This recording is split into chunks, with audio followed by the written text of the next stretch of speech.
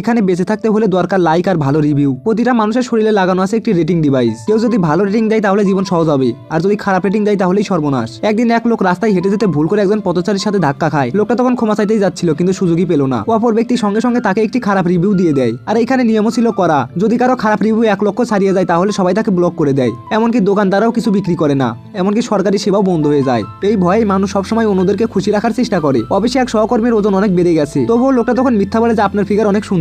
এই কথা শুনে সহকর্মী খুশি হয়ে তাকে একটা ভালো রেটিং দেয়। লোকটা তখন মনে মনে স্বস্তি পায়, কারণ সে জানে খারাপ রেটিং বেশি হলে জীবনটাই শেষ। কারণ তখন পুলিশ যেখানেই থাকুক না কেন তাকে ধরে নিয়ে যাবে। আর এখানে তো শাস্তির নাম শুনলেই মানুষ কাঁপে। কিন্তু গল্প এখানেই শেষ না।